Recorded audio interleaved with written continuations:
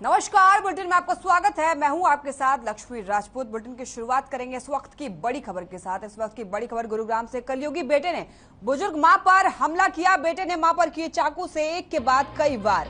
मां पर हमला करने के बाद फरार हुआ बेटा। मां पर हमले की तस्वीरें सीसीटीवी में कैद हुई। गंभीर हालत में मां को अस्पताल में कराया भर्ती। इस वक्त की बड़ी खबर गुरुग्राम से आपको बता रहे हैं। कलयुगी बेटे ने बुजुर्ग मां पर किया हमला। बेटे ने मां पर किए चाकू से एक के बाद कई वार। मां पर हमला करने के बाद फरार हुआ बेटा। मां पर हमले की तस्वीरें सीसीटीवी में कैद हुई। गंभीर हालत में मां को अस्पताल में भर्ती कराया गया। इस वक्त की बड़ी खबर गुरुग्राम से। कलयुगी बेटे ने बुजुर्ग मां पर हमला किया। बेटे ने मां पर किए चाकू से एक के बाद कई बार। मां पर हमला करने के बाद बेटा फरार हुआ। मां पर हमला की ये तस्वीरें सीसीटीवी में कैद हुई। गुरुग्राम से ये आपको बड़ी खबर बता रहे हैं। कलयुगी बेटे ने बुजुर्ग मां पर हमला किया है। बेटे ने मां पर चाकू से एक के बाद एक कई वार किए हैं। मां पर हमला करने के बाद बेटा फरार हो गया है। ये पूरी वारदात सीसीटीवी में कैद हो गई है। गुरुग्राम से ये बड़ी खबर। कलयुगी बेटे ने बुजुर्ग मां पर हमला किया है। मां पर हमला करने के बाद बेटा फरार हुआ। हमले की ये तस्वीरें सीसीटीवी में कैद हुई। गंभीर हालत में मां को अस्पताल में भर्ती कराया। इस वक्त की बड़ी खबर गुरुग्राम से। कलयुगी बेटे ने बुजुर्ग मां पर हमला किया। एक के बाद चाकू से कई वार किया। हमला करने के बाद बेटा मौके से फरार हो गया। गंभीर हालत में मां को अस्पताल में भर्ती कराया गया। गुरुग्राम से बड़ी खबर आपको बता रहे हैं। बेटे ने मां पर हमला किया और ये हमले की तस्वीरें सीसीटीवी में कैद हो गई। गंभीर हालत में मां को अस्पताल में भर्ती कराया गया। कलयुगी बेटे ने बुजुर्ग मां पर हमला किया। हमला करने के बाद फरार हुआ बेटा। हमले की ये तस्वीरें सीसीटीवी में कैद हो गई। गुरुग्राम से इस वक्त की बड़ी खबर। कलयुगी बेटे ने बुजुर्ग मां पर हमला किया। बेटे ने मां पर किए चाकू से एक के बाद एक कई वार। मां पर हमला करने के बाद फरार हुआ बेटा। मां पर हमले की ये तस्वीरें सीसीटीवी में कैद हुई। टीवी स्क्रीन पर भी आप देख सकते हैं ये तस्वीरें। कलयुगी बेटे ने बुजुर्ग मां पर हमला किया। हमला करने के बाद बेटा मौके से फरार हो गया।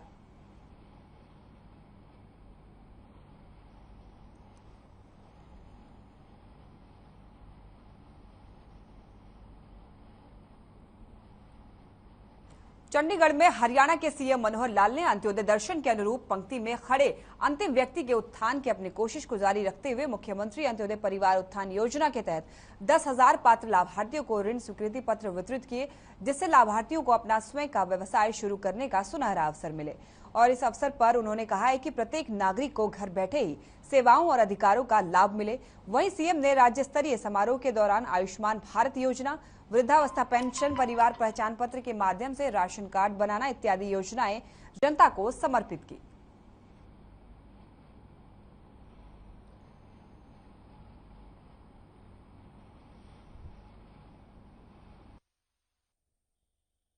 आज का दिन विश्व स्वास्थ्य दिवस, ये ऐसा भी है।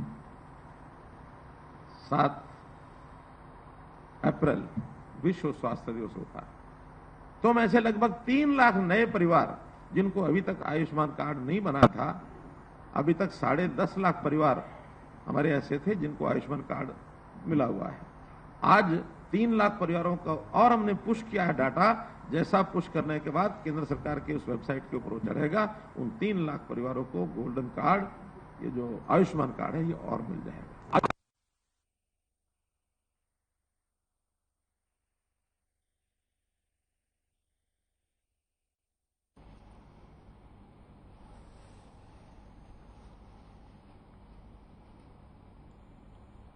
सीएम मनोहर लाल ने गुरुग्राम को वर्ष 1991 से 1993 तक झज्जर जिले के बहादुर के सेक्टर 2 में कश्मीरी पंडितों के परिवारों की ओर से खरीदी गई जमीन का हक उन्हें देने के लिए वचन पूर्ति का शुभारंभ किया और इस मिशन के माध्यम से अब इन परिवारों का 3 दशक का लंबा इंतजार खत्म होगा और ऐसे 182 परिवारों को प्लॉट का आवंटन किया जाएगा। वहीं चंडीगढ़ में आयोजित राज्य स्तरीय कार्यक्रम में सीएम मनोहर लाल ने मिशन वचन पूर्ति की ऐतिहासिक घोषणा करते हुए कार्यक्रम में विशेष रूप से आमंत्रित किए गए कुछ लाभार्थियों को मालिकाना हक के कागजात सौंपे।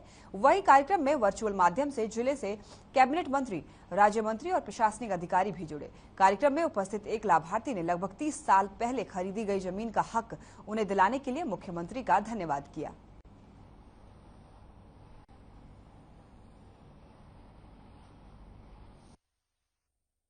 कांग्रेस के समय में 1991 और 1993 के बीच में जब कश्मीरी भाई हमारे यहाँ करके परिवार छोड़कर, वहां से घर परिवार छोड़ करके यहाँ आए विस्थापित होकर, उस समय इन लोगों ने कुछ जमीन खरीदी थी बहादुरगढ़ में आकर, और वो झगड़े की जमीन थी।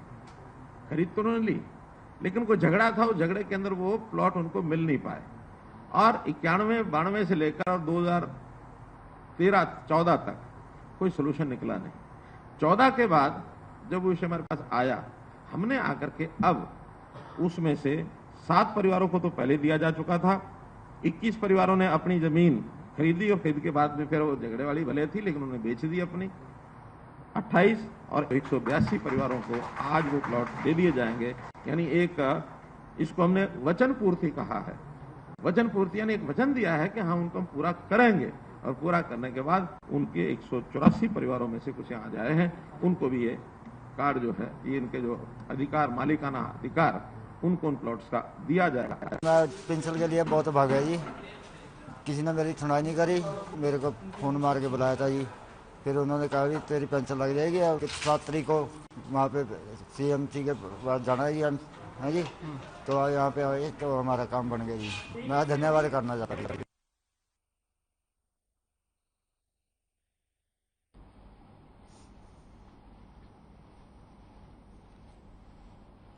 झज्जर में 3 दशक से अपनी जमीन के लिए तरस रहे कश्मीरी पंडितों को अब आखिरकार उनकी जमीन की कस्टडी मिल गई है। सीएम ने वीडियो कॉन्फ्रेंसिंग के जरिए कश्मीरी पंडितों को उनकी जमीन दी। उपायुक्त शक्ति सिंह ने कश्मीरी परिवारों को उनकी जमीन की कस्टडी के कागजात सौंपे, जिस पर कश्मीरी पंडितों ने सरकार की तारीफ की। आपको बता दें कि साल 1990 में हरियाणा सरकार ने कश्मीरी पंडितों के लिए जमीन अलॉट की थी, लेकिन कुछ कारणों से जमीन कश्मीरी पंडितों को नहीं मिल पाई और लगातार कश्मीरी पंडितों को अपनी जमीन के लिए संघर्ष करना पड़ा। अब इन कश्मीरी पंडितों को उनकी जमीन का मालिकाना हक मिला है। झज्जर में 3 दशक से अपनी जमीन के लिए तरस रहे कश्मीरी पंडितों को अब आखिरकार उनकी जमीन की कस्टडी मिल गई है। कि उन्होंने ये एक ऐसी चीज जो पिछले 30-32 साल से चल रही थी, इसका समाधान किया और पर्सनल इंटरवेंशन से, मतलब एक हफ्ते में जो हुआ, जो पिछले 30 साल में नहीं हुआ, ये हमने कभी सोचा भी नहीं। और हम पूरी जन्म हम बीजेपी सरकार के चीफ मिनिस्टर साहब की, हरियाणा गवर्नमेंट की, हरियाणा एडमिनिस्ट्रेशन, मतलब एक मॉडल है जो मुझे नहीं लगता और कहीं ऐसा रिप्लिकेट हुआ कि एक हफ्ते या 10 दिन में सारा का सारा लैंड का अलॉटमेंट लेटर बना, जो भी इश्यूज थे वो सॉर्ट आउट करें। हमने 90 के जमीन ली थी यहाँ, लेकिन उसके बाद वो जमीन गवर्नमेंट ने एक्वायर की और तब से हम लड़ते रहे कि कब हमें ये ज़मीन वापस हम पर अलॉट हो जाएगी। बहुत जद्दोजहद करने के बाद अब यहाँ हरियाणा के चीफ मिनिस्टर श्री मनोहर लाल ने हमको दया की और हमें ये ज़मीन मिल गई। इसमें जो बहादुरगढ़ के EO साहिबा है और जो एडमिनिस्ट्रेटर साहब हैं और तहसीलदार साहब हैं, उन्होंने दिन रात काम करके हमारा ये मसला हल किया। अब आगे भी थोड़ी बहुत प्रॉब्लम्स हैं जिनके लिए हमने उनको ऑलरेडी बोला हुआ है। जय चीफ मिनिस्टर साहब की जय, चीफ मिनिस्टर साहब की जय, हरियाणा गवर्नमेंट की जय, हरियाणा गवर्नमेंट की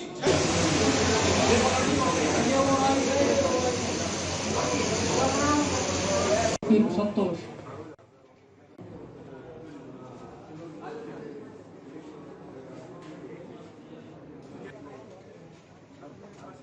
कांता देवी के बाद राजकुमार।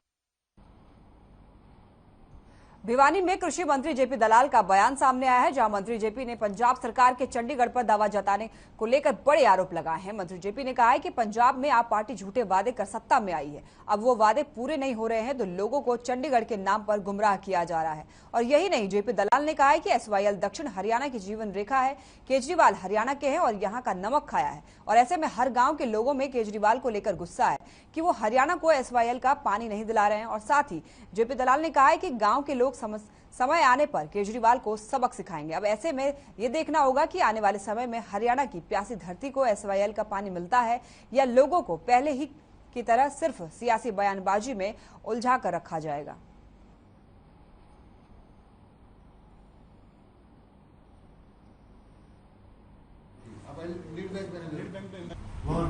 देखिए, जो लाभार्थी ने जो डाटा दिया उसके पास हमारे अधिकारी वेरीफाई करते हैं, फिर हमारी स्पेशल टीम है वो वेरीफाई करती है, और अब उन परिवारों की एक इनकम हमने एस्टेब्लिश कर दी, और अब जो उनको योजनाएं जो देते जाएंगे तो उनकी परिवारों की आमदनी बढ़ जाएगी।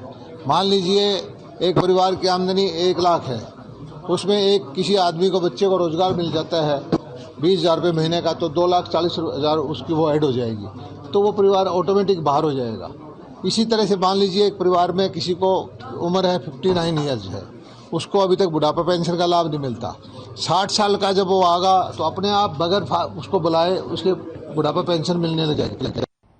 ब्रेक के बाद आपका स्वागत है। बढ़ते हैं खबरों में आगे। कांग्रेस से राज्यसभा सांसद दीपेंद्र हुड्डा ने कई मुद्दों को लेकर सरकार को घेरा। 134A के मुद्दे को लेकर हुड्डा ने कहा है कि सरकार ने गरीब बच्चों के भविष्य के साथ खिलवाड़ किया है।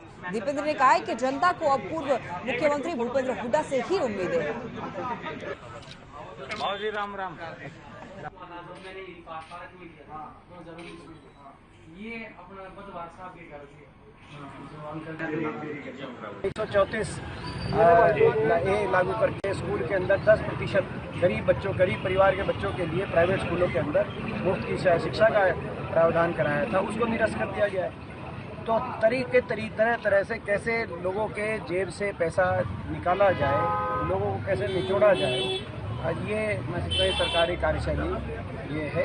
तो यानी कि वो ऐसा वही सरकार करती है, इसको दूसरे का सुख दुख से कोई लेना देना ना।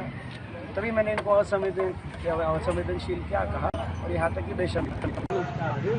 राम राम। दीपेंद्र हुड्डा की, राजेंद्र एमएलए की। ये अपने मेंबर का ध्यान की रखी, एक मिनट ग्रुप फोटो ले लो। ये हमारे खेल मंत्री संदीप सिंह ने कुरुक्षेत्र के अनाज मंडियों का निरीक्षण किया और इस दौरान उन्होंने फसल की खरीद को लेकर किए गए प्रबंधों का जायजा लिया और अधिकारियों को आवश्यक दिशा निर्देश भी दिए। साथ ही उन्होंने कहा कि फसलों की खरीद कार्यों में किसी प्रकार की लापरवाही नहीं होनी चाहिए। वहीं उन्होंने किसानों को आश्वासन दिया है कि उनकी फसल का एक एक दाना समय पर खरीदा जाएगा।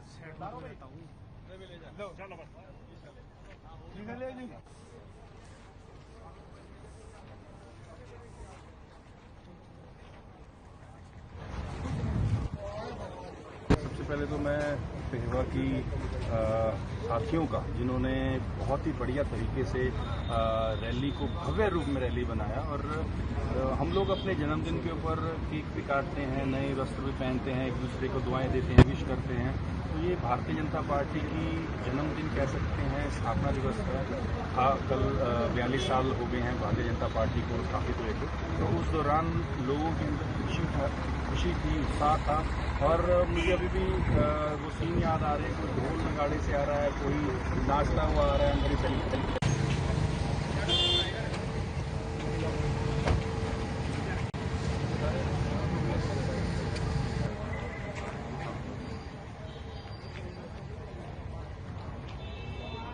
बिल्कुल सही है जी, एक्यूरेट है जी, बिल्कुल।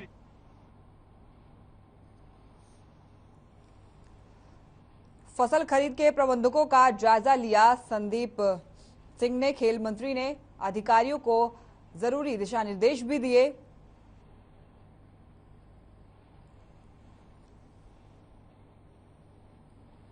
अनाज मंडी में पहुंचे खेल मंत्री संदीप सिंह और फसल खरीद के प्रबंधकों का वहां जायजा लिया, साथ ही अधिकारियों को जरूरी दिशा निर्देश भी दिए।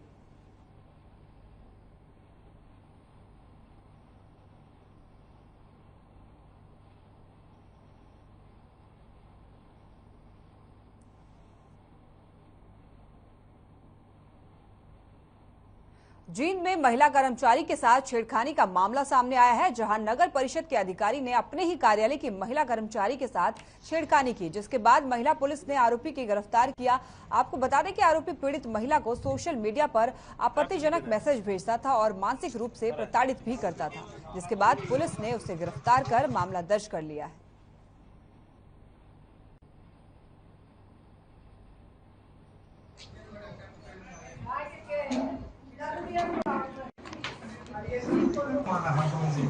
मेरे पास आज कंप्लेंट आई थी। कंप्लेंट ने बताया कि मेरे साथ नगर पालिका में जो कार्यकारी अधिकारी हैं बदतमीजी करता है और मेरे साथ फोन पे व्हाट्सएप गंदे मैसेज करता है।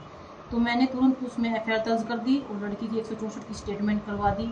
उस लड़की को मानसिक प्रताड़ना दी जा रही थी उसी कार्यालय के कार्यकारी अधिकारी द्वारा, जिसका नाम सुरेश चौहान है, जिसको हमने मामला दर्ज करके इसमें और जो सुरेश चौहान जी हैं उसको हमने अरेस्ट कर दिया।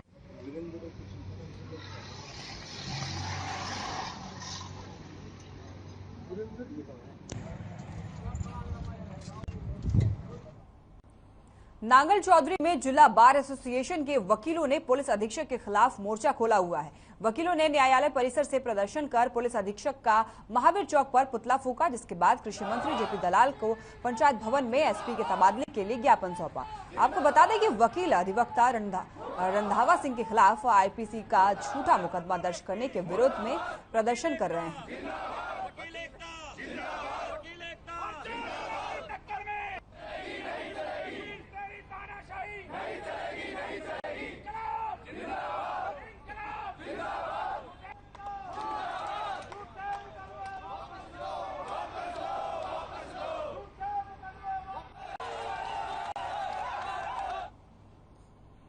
तो शाम के अनाज मंडी में गेहूं की आवक शुरू हो गई है, जिसको लेकर संबंधित विभाग ने फसल खरीद के लिए सभी इंतजाम पूरे कर लिए हैं।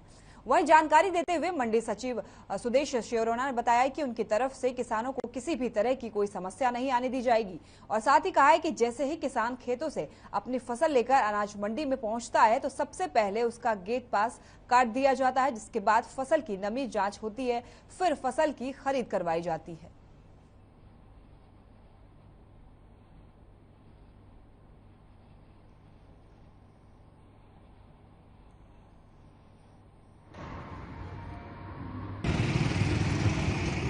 जी, हमारी तरफ से मंडी में सारी सुविधाएं हैं किसानों के लिए, सफाई के, पानी पीने के लिए, और कोई भी हमारी तरफ से भी कमियां नहीं, हमने सारी सुविधाएं कर रखी। और किसानों के लिए क्या क्या प्रावधान कर रखे हैं?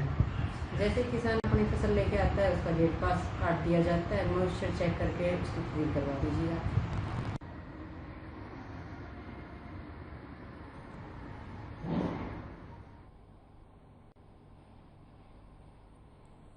सिरसा में अब आम जन को परेशानियां नहीं होगी। आपको बता दें कि दरअसल सरकारी कार्यालयों में अब हर रोज अधिकारी आमजन की शिकायतें सुनेगा। साथ ही आपको बताते चले कि उपायुक्त अजय तोमर ने सभी अधिकारियों को निर्देश दिए हैं। उपायुक्त ने कहा है कि कार्यालय में अधिकारी जनता की समस्याएं सुनकर उनका समाधान सुनिश्चित करें और सरकारी कार्यालय में अधिकारी प्रतिदिन 1 घंटे का वक्त तय करें। सिरसा में अब आमजन को कोई परेशानी नहीं होगी। जी, इसमें अगेन ये मुख्यमंत्री साहब की तरफ से जारी हुआ है कि जितने भी ऑफिसर्स हैं, चाहे किसी भी जिले में हो चाहे सेक्रेटेरिएट में, एक फिक्स टाइम पे लोगों की ग्रीवांस सुनने के लिए जरूर हाजिर रहेंगे। अगर कोई पर्टिकुलर अर्जेंट वर्क है, कोई कोर्ट वर्क है या कहीं और जगह पे मीटिंग है, वो बात अलग है, बट अमूमन 11 से 12 उस समय पे वे जरूर मिलेंगे। ये एक मिनिमम टाइम है जहाँ पे कोई भी व्यक्ति जो है बिल्कुल एक एश्योर्ड आए कि हाँ इस समय पे तो ऑफिसर ऑफिस में अपने मिलेगा ही मिलेगा।